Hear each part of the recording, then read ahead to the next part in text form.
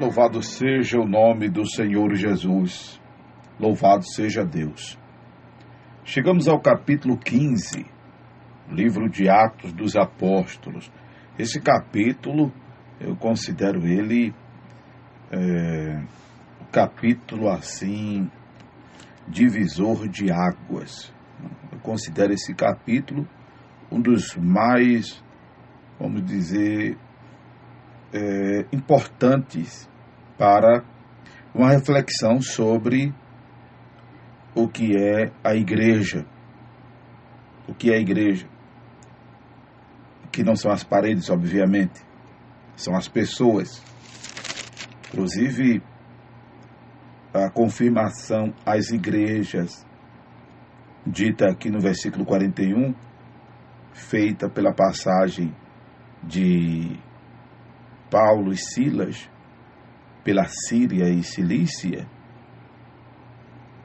diz respeito exatamente ao estado dos irmãos, como foi sugerido pelos apóstolos, ou pelo apóstolo Paulo a Barnabé, de tornar a visitar os irmãos por todas as cidades em que já haviam anunciado a palavra do Senhor, para ver como eles estavam.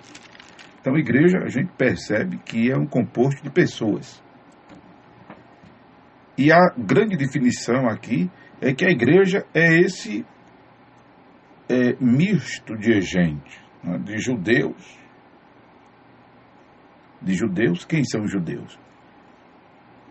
É o termo comum usado para todos os descendentes de Abraão. Aqui a gente já não tem uma divisão das tribos de Israel, mas se refere ao povo de Israel, quando se refere aos judeus, porque tornou-se o termo, a nomenclatura mais comum usada para a unificação das tribos de Israel, depois do cativeiro, ou dos cativeiros. Período, inclusive, histórico aqui, já do Novo Testamento. Não existe, como alegam alguns, a extinção das tribos de Israel no momento, e nem de forma futura, até porque os 144 mil que aparece no livro de Apocalipse são representantes de cada uma dessas tribos. Os 144 mil que aparecem no livro de Apocalipse são representantes de cada uma dessas tribos, das tribos de Israel. Mas o termo como usado agora aqui para o povo em geral é o termo judeus, porque sabemos que a tribo de Judá foi a tribo do reino sul, que manteve a sua fidelidade a Deus até um certo período, depois entra na prática do reino norte. Mas é a tribo que tem proeminência por conta da promessa davídica. É a tribo que se mantém fiel, de onde inclusive vem Davi, e que de onde vem a pessoa do Senhor Jesus. É a tribo que ganha uma certa proeminência entre as demais. Por isso que o termo comumente usado agora é judeu, generalizando, inclusive, ou abrangendo todos os descendentes de Jacó, que teve o nome mudado para Israel. Então estamos falando do mesmo povo.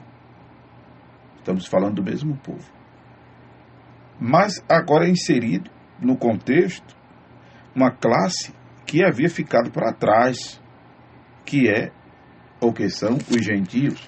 Já explicamos aqui em outra oportunidade, na abordagem, por exemplo, do livro de Mateus, que os gentios são exatamente aqueles que não são descendentes de Abraão, ou seja, não tem sangue de Abraão correndo em suas veias.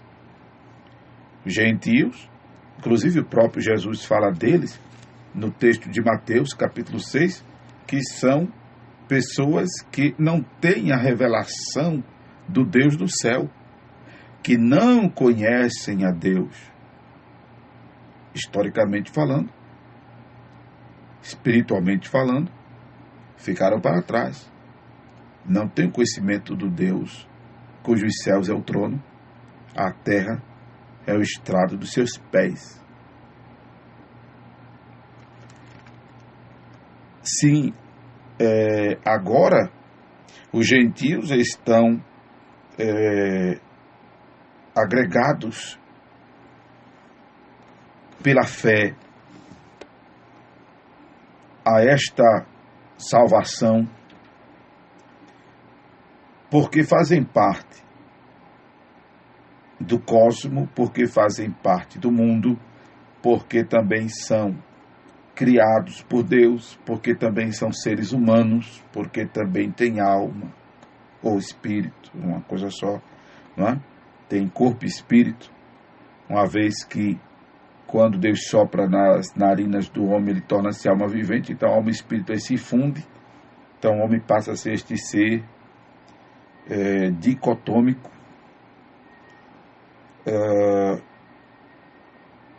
e os gentios são também a imagem e a semelhança de Deus. Os gentios também são obras-primas das mãos de Deus. Os gentios também são coroa da criação. São seres humanos. São seres humanos. São pessoas. Estão no foco do amor de Deus, conforme está escrito em João 13,16, que Deus amou o mundo de tal maneira que deu o seu Filho unigênito para que todo aquele que nele crê não pereça, mas tenha a vida eterna. Inclusive, isso é explicado por Simão no versículo 14, quando ele diz que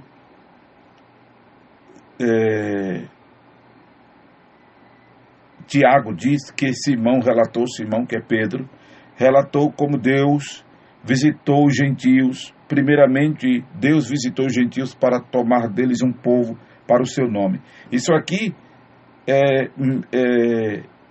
Tiago mencionando o que Pedro falou acerca do chamado de Abraão. Quando Deus chama Abraão, Abraão é gentil. E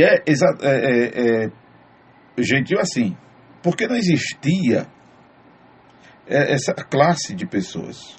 Era tudo um povo só. Era tudo um povo só. Abraão não tinha um entendimento do Deus do céu. Os pais de Abraão eram politeístas. Os pais de Abraão eram pagãos, eram idólatras.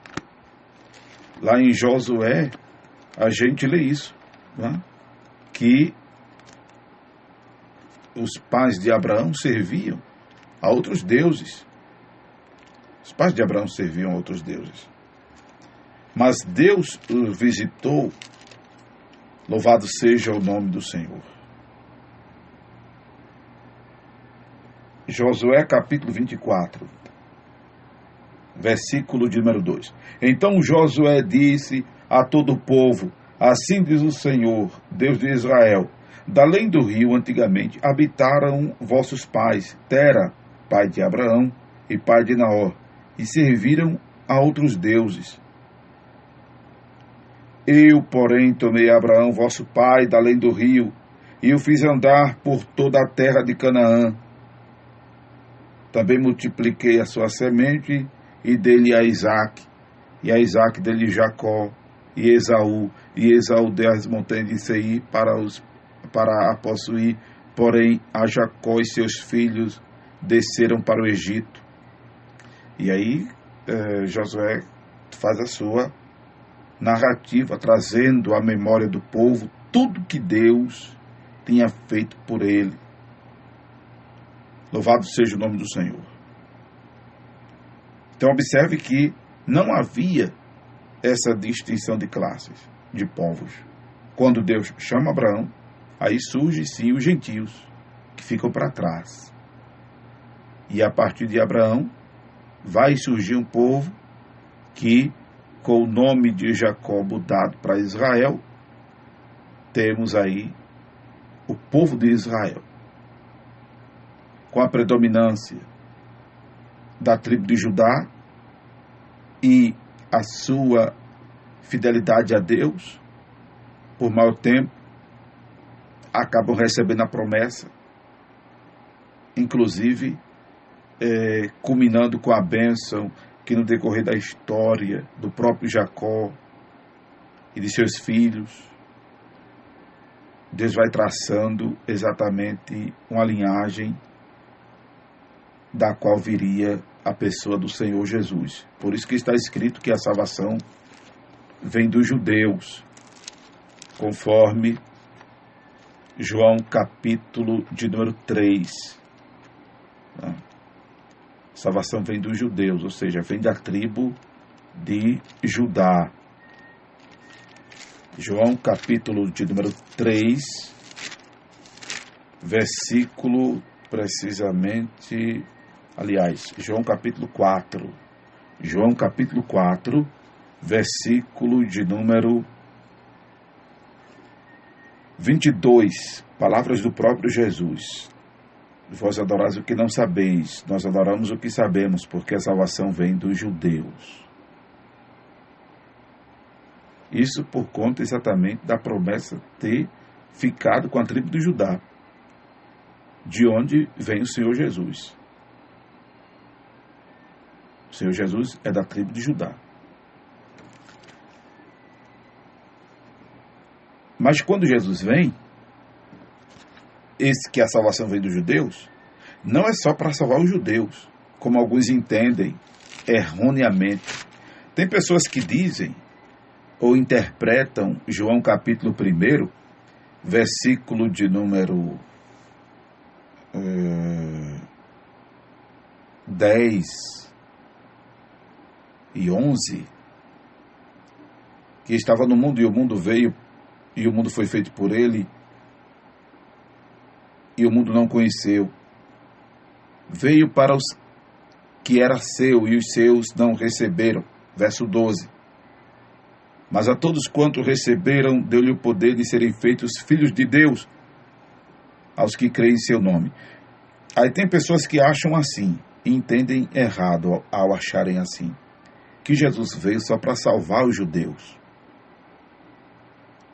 E pelo fato de os judeus não o aceitarem como Messias, Jesus resolveu salvar o resto do mundo. Não é bem essa a verdade. Não é nem sequer de perto isso. João 3,16 já diz bem claro: Deus amou o mundo.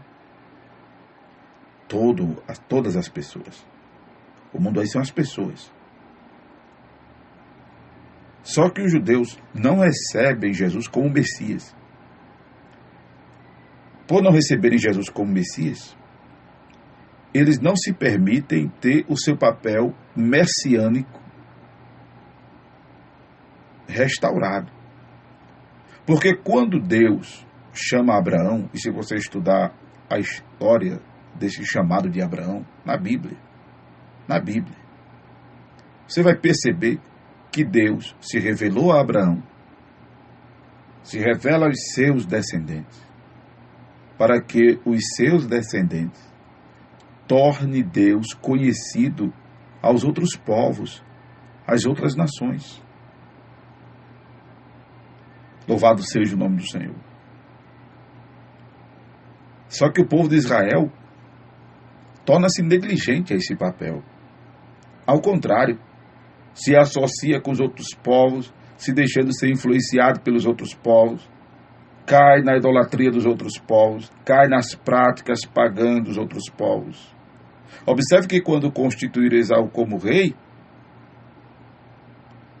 Saul como rei, quando constituíram Saul como rei, o pretexto era de terem um rei como as outras nações e abriram mão do governo de Deus sobre eles.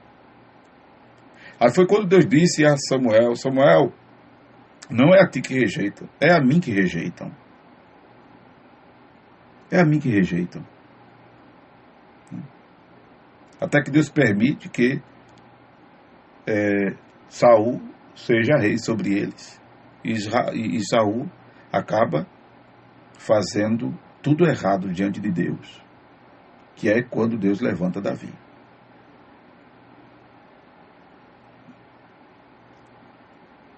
E que passa mesmo com seus tropeços, a agradar a Deus, porque se arrepende de seus erros e procura fazer aquilo que estava dentro do ideal divino. Louvado seja o nome do Senhor. E aí isso é explicado. Que Deus visitou os gentios para tomar deles um povo para o seu nome. Ou seja, criar um povo, se revelar este povo, tornar-se conhecido este povo, compartilhar com este povo da sua vontade,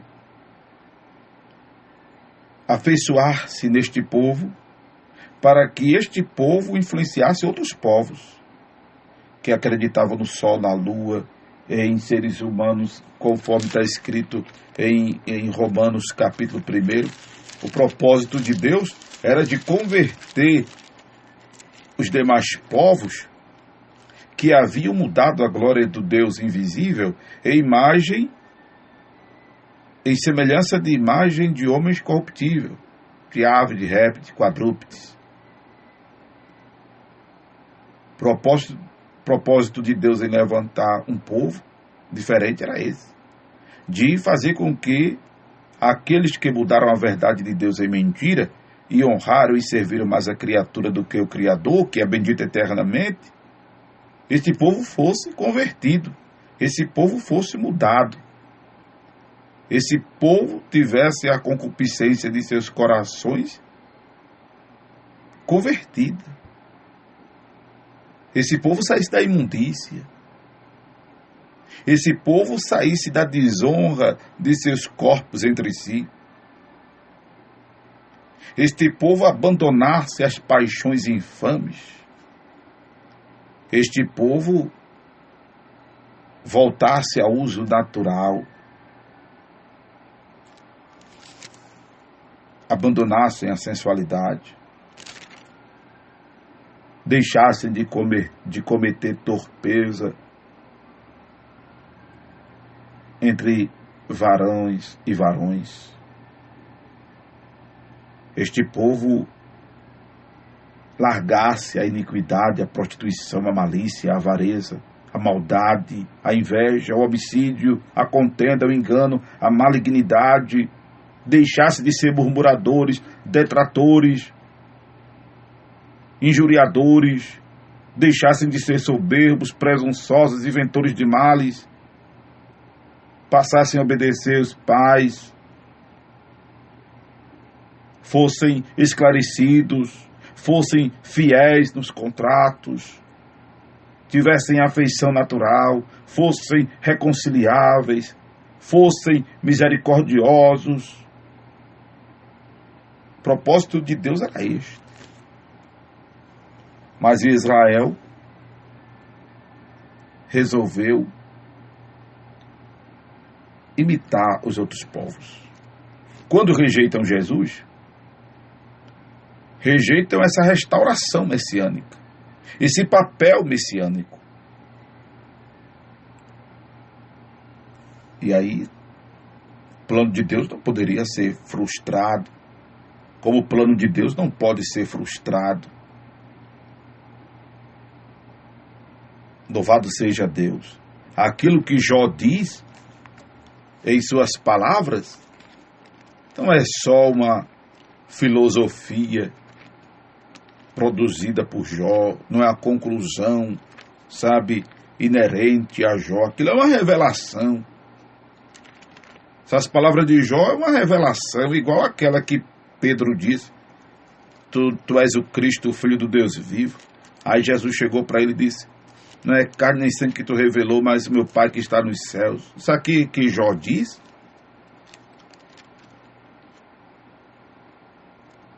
que Deus tudo pode e que nenhum dos seus pensamentos podem ser impedidos, isso é uma revelação.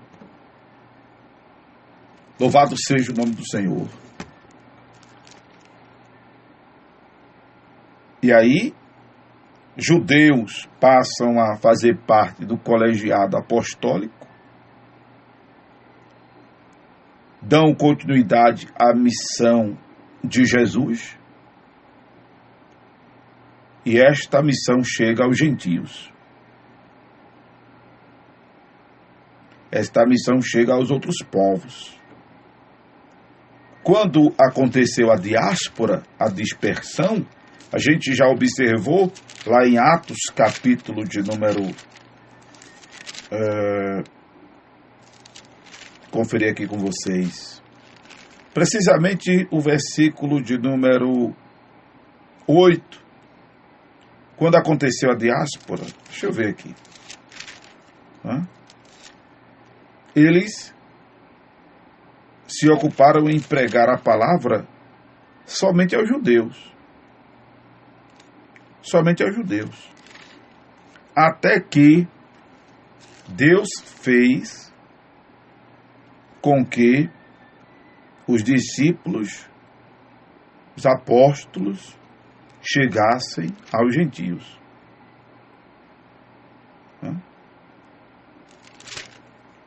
Louvado seja o nome do Senhor Jesus. E aí, aconteceu de que Cornélio mandou chamar Pedro. Cornélio mandou chamar Pedro. Louvado seja o nome do Senhor Jesus. Eu estou procurando aquele versículo que diz que eles pregavam só para os judeus. Eu não sei se eu vou achar ele aqui agora sim, enquanto eu estou procurando e falando com vocês. Mas tem um versículo que deixa bem claro que eles estavam, a princípio, pregando só para os judeus. Né? A ninguém mais falava uma palavra senão aos judeus.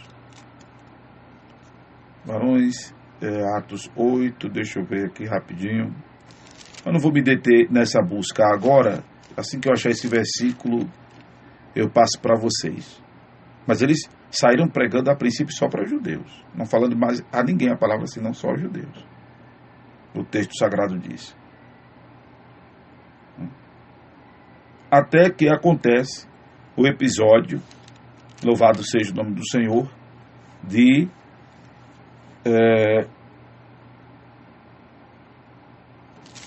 Pedro ser chamado até a casa de Cornélio.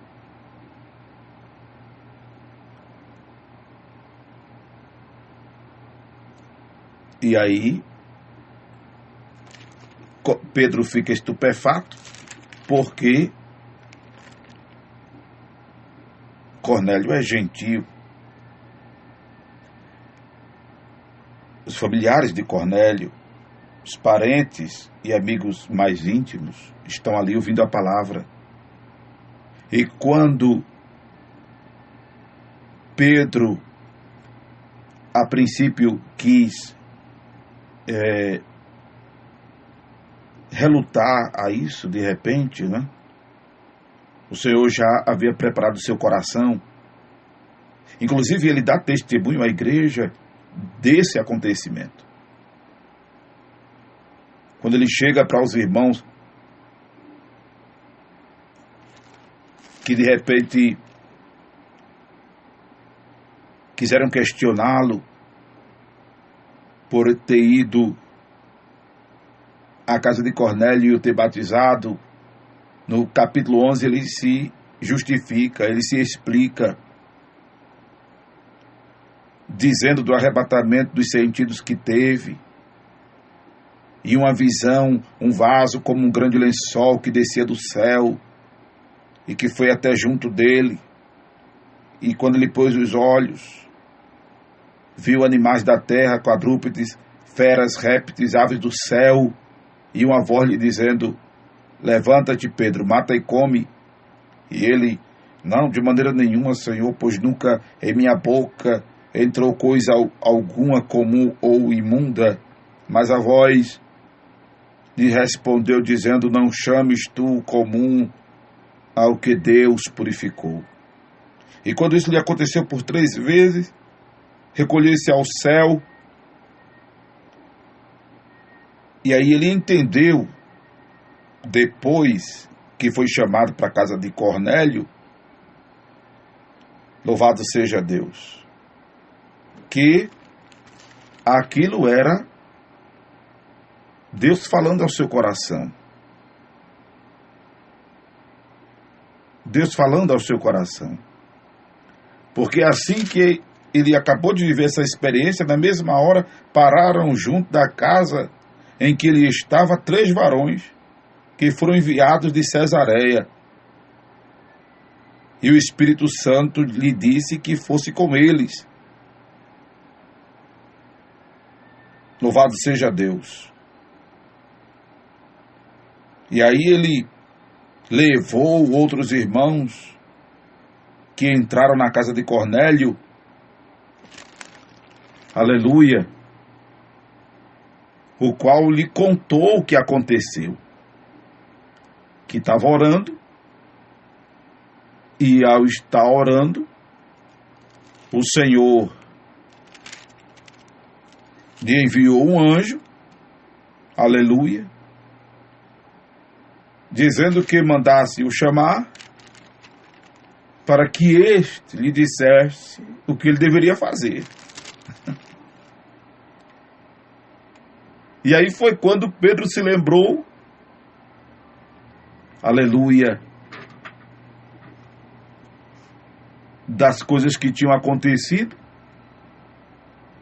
E quando lhes começou a falar a palavra, o Espírito Santo veio sobre eles, como também sobre ele e os demais discípulos e apóstolos no princípio. Aleluia. Aí Pedro agora torna a trazer isso à lembrança, para mostrar aos judeus que, a princípio, compunham a maior parte do número de convertidos, e que por conta de razões culturais estavam querendo barrar, vamos dizer assim, a inserção de não-judeus a esta fé. Mas isso também já havia sido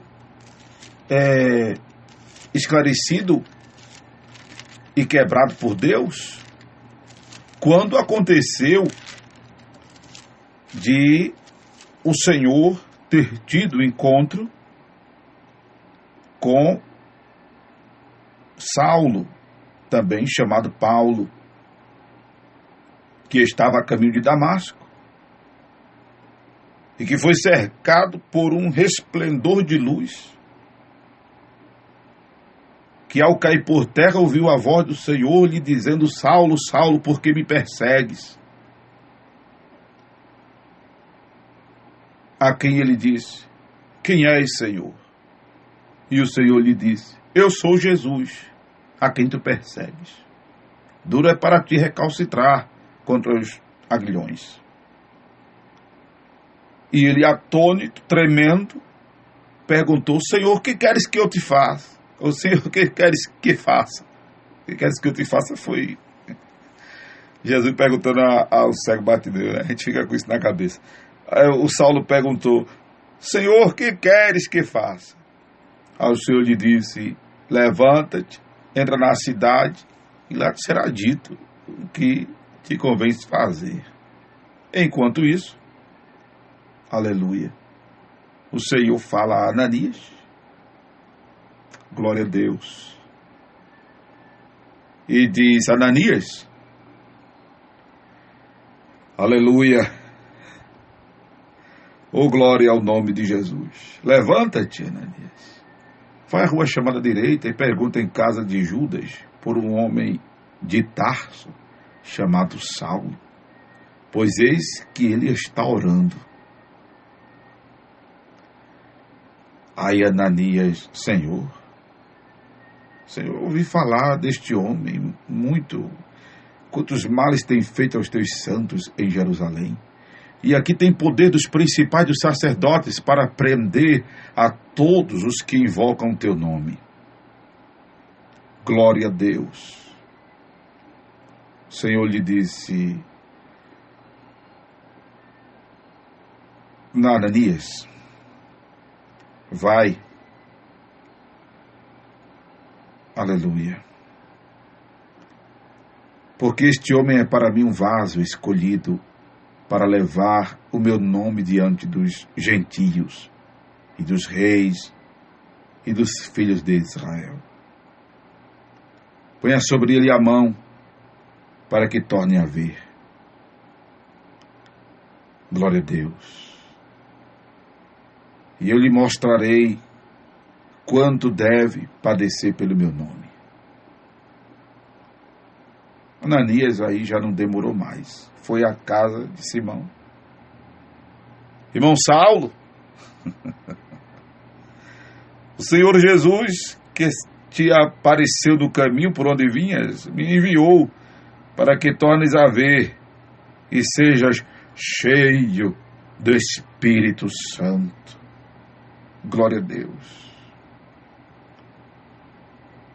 E Saulo, numa visão, quando estava orando, já tinha visto entrar um homem chamado Ananias, pondo a mão sobre ele para que ele tornasse a ver. Glória a Deus.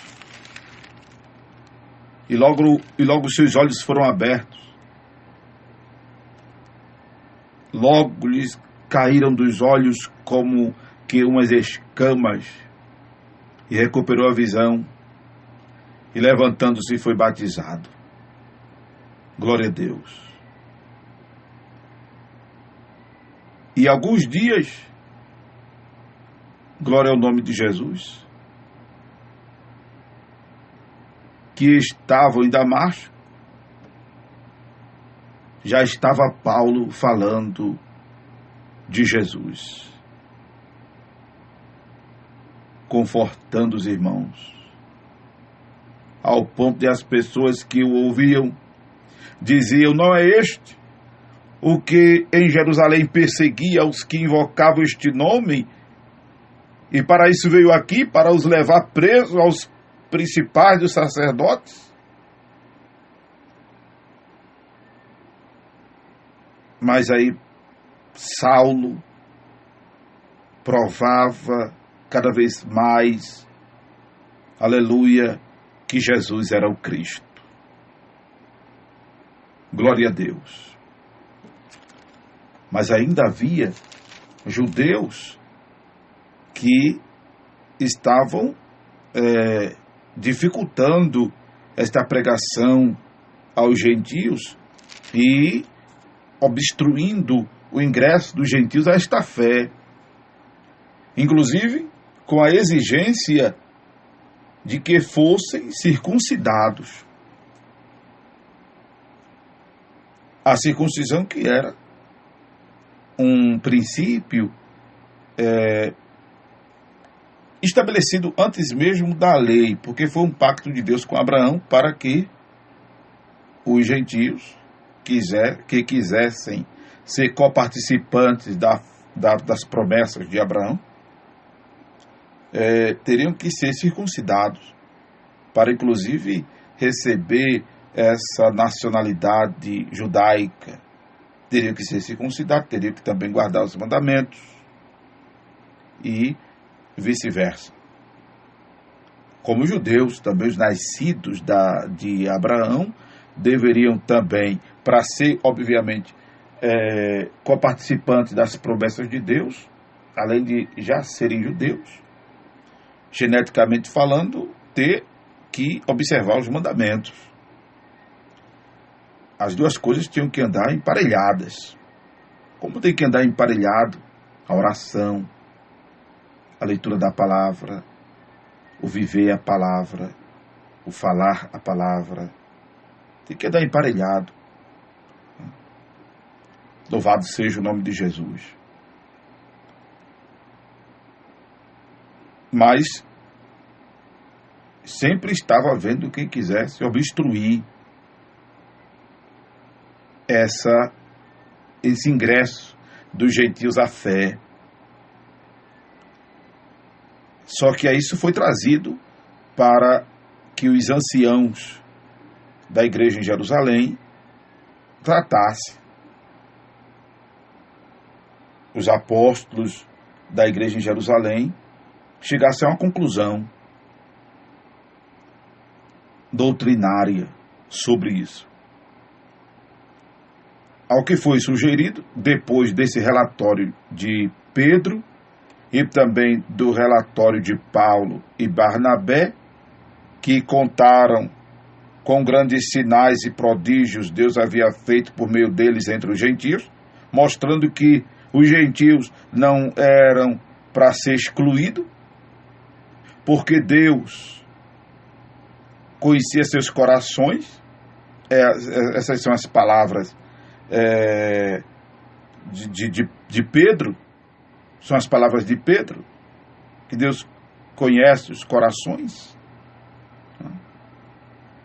porque não olhavam os gentios como seres humanos iguais a eles, como também não olhavam as mulheres. Os próprios judeus não olhavam as mulheres como seres humanos, achavam até que as mulheres não tinham alma. Os judeus faziam orações, não sei se ainda fazem, mas faziam orações de agradecendo a Deus por não nascerem mulher, os homens. Há um estigma muito pesado sobre as mulheres colocado por eles. Então os gentios eram vistos como também pessoas que não eram iguais por dentro. Então havia esse preconceito racial, esse preconceito religioso, esse preconceito cultural. Havia isso. Mas aí Pedro deixou bem claro, Paulo e Barnabé, que os gentios não poderiam ser discriminados, porque o Senhor Deus não faz acepção de pessoas. Mas era importante entender o princípio de que os gentios eram seres humanos também. Louvado seja o nome do Senhor. E a salvação que o Senhor Jesus veio trazer foi em prol deles também. Agora cabia os judeus levar essa mensagem ao mundo. Missão essa que, a princípio, começa com o colégio apostólico de judeus, e agora não é transferido para os gentios, porque a igreja não é só de gentios, a igreja é constituída por gentios, judeus. Paulo diz em suas epístolas: gregos, bárbaros, cítras, servos, livres, senhores, escravos, toda classe de gente. Louvado seja o nome do Senhor. Mas a conclusão que chegam é que práticas que eram, por exemplo, consideradas ofensivas aos judeus, deveriam ser banidas do comportamento dos gentios.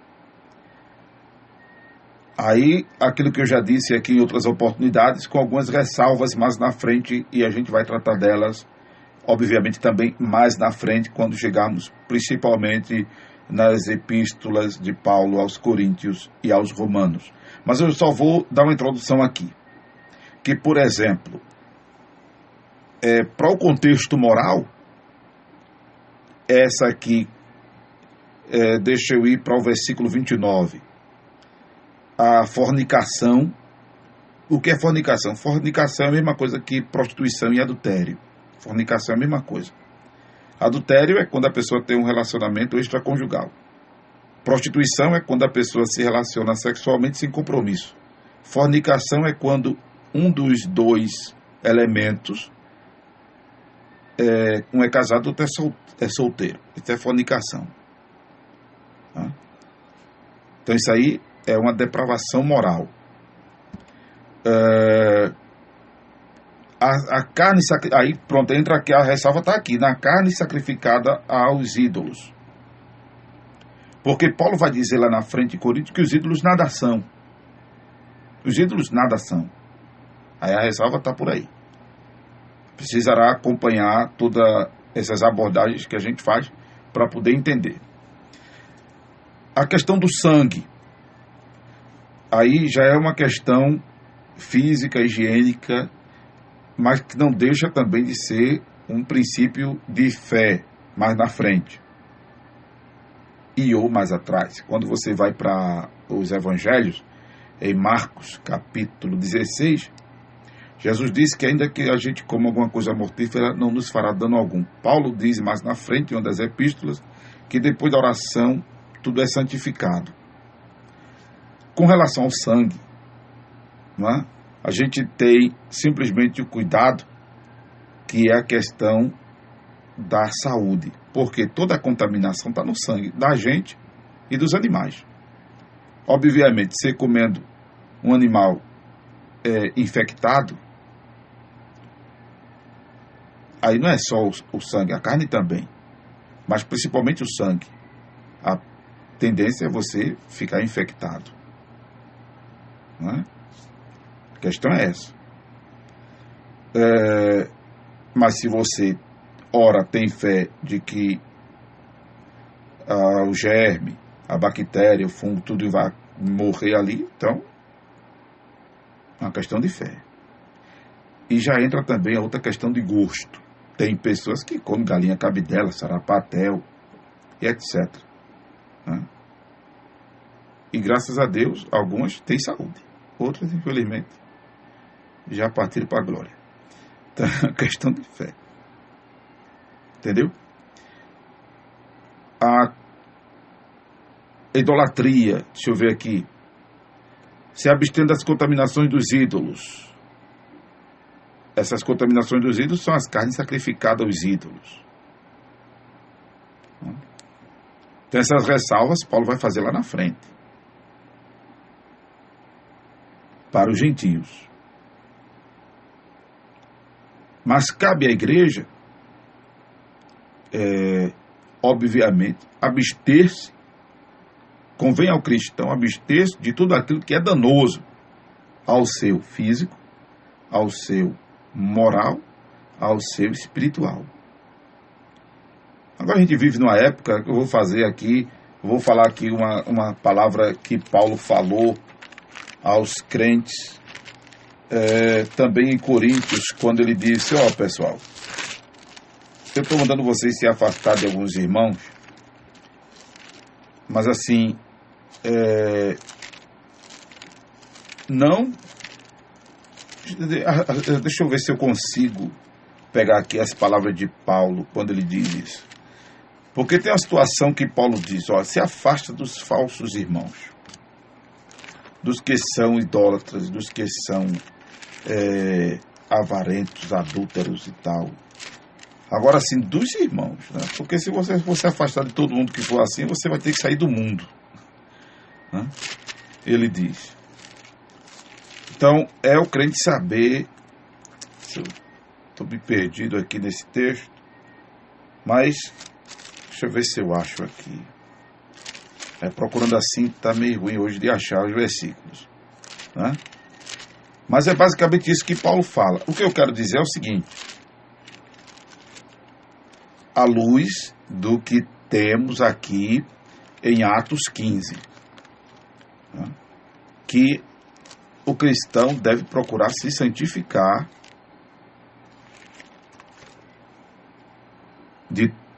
em todos os sentidos e aspectos da sua vida. Agora, o que é que normatiza isso? A minha santificação e a tua santificação. Você já não tem mais um colegiado de anciãos e apóstolos da igreja que estava lá em Jerusalém, que tinha Tiago como o pastor. A gente já não tem mais isso. O que é que nós temos? Nós temos a Escritura Sagrada, a Palavra de Deus. João 17:17. Pai, santifica-os na verdade. A tua palavra é a verdade. Amém? Não será um concílio, uma convenção, uma reunião de líderes evangélicos que vai agora normatizar o nosso comportamento, a nossa procedência, as coisas das quais devemos ou não nos abster. Tudo já está na palavra de Deus. Tudo já está aqui nas Escrituras Sagradas. As pessoas precisam ler a Bíblia. Irmão, você, meu irmão, minha irmã, precisa ler a Bíblia. Amém? Precisa ler a palavra de Deus. Precisa ler as Escrituras. Tem gente se deixando levar pelo que um pastor diz, outro diz. Eu recebi há pouco uma mensagem do irmão dizendo: pastor, eu não sei como fazer, porque eu estou ouvindo os pastores do YouTube. Não, tem que ler a Bíblia. Amém? Tem que pegar a Bíblia assim e ler. Ó. Puxar a página da Bíblia para cá, puxar a página da Bíblia para lá, correlacionar o texto. E manter-se firme na sua fé. Manter-se firme aí na sua convicção. Sabendo que é a Bíblia que deve normatizar seu comportamento, suas ações, seus sentimentos, sua relação com Deus, sua relação com o próximo, sua relação consigo mesmo. Amém? Para que você realmente possa ter uma identidade de cristão. Ter uma identidade de cristão. Amém? Fica aqui essa palavra, mas antes de terminar, eu quero lembrar que observe o que a gente falou aqui sobre o propósito messiânico de Israel. Procure fazer a diferença. Procure ser um agente influenciador. Não se deixe influenciar pelo mundo. Procure influenciar o mundo. Do contrário, vai estar se tornando negligente ao seu papel de cristão. Amém? Que o Senhor, portanto, nos esclareça mais, nos ilumine mais a mente, nos abra o entendimento para absorvermos tudo isso que pelo Espírito foi falado desta abordagem. Sendo assim, eu espero que o Senhor fale mais e mais ao teu coração, em o nome de Jesus, em o nome de Jesus.